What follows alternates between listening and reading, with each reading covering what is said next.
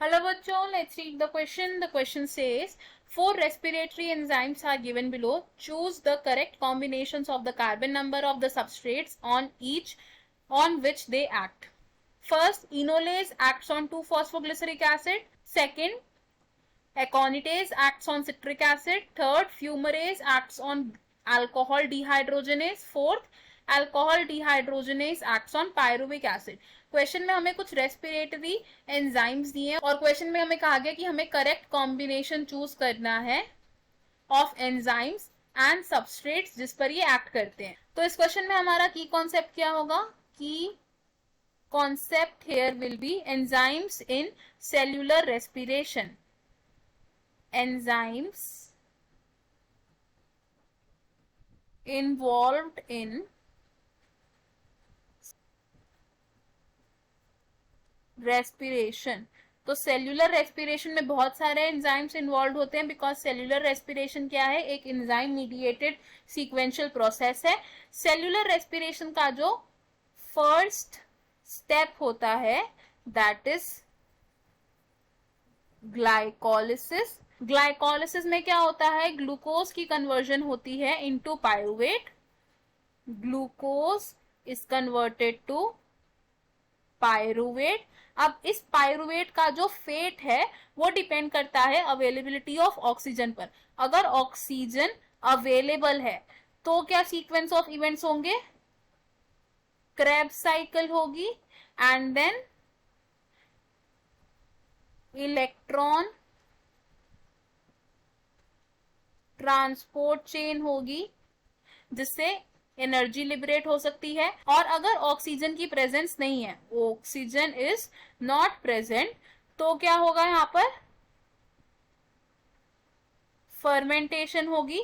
Fermentation दो तरीके की हो सकती है, it can be lactic acid fermentation and alcoholic fermentation. अब अगर कुछ एंजाइम्स की बात करें तो फर्स्ट एंजाइम हमें क्या दे रखा है? इनोलेस। तो इनोलेस क्या है? ये एक एंजाइम है जो ग्लाइकोलिसिस में पार्ट लेता है और किस रिएक्शन को कैटलाइज करता है? ये इनोलेस कन्वर्ट करता है टू फॉस्फोग्लिसरेट को into phosphoenol pyruvate. Second enzyme हमें क्या दिया था? It was एकोनिटेज। तो एकोनिटेज क्या है? ये एक ऐसा एंजाइम है जो क्रेब्स साइकिल में पार्टिसिपेट करता है और ये कैसे रिएक्शन को कैटलाइज करता है ये देखते हैं। तो एकोनिटेज एक्ट करता है सिट्रेट पर और ये सिट्रेट को कन्वर्ट करता है इनटू आइसोसिट्रेट। नेक्स्ट एंजाइम जो हमें दिया था दैट वाज फ्यूमरेज। फ्यूमरेज एक ऐसा एंजाइम है जो क्रेब्स साइकिल में पार्टिसिपेट करता है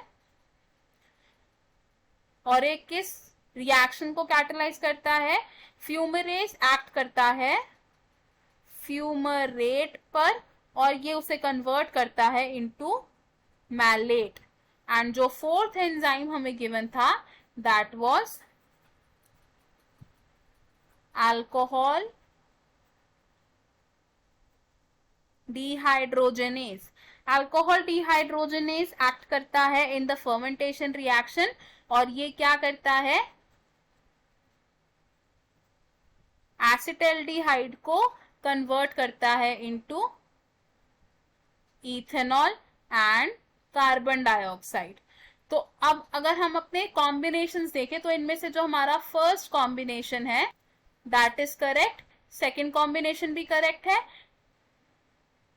थर्ड कॉम्बिनेशन हमारा रॉन्ग है बिकॉज फ्यूमरेज किस पर एक्ट करता है? फ्यूमरेट पर, ना कि अल्कोहल डिहाइड्रोजनेस पर।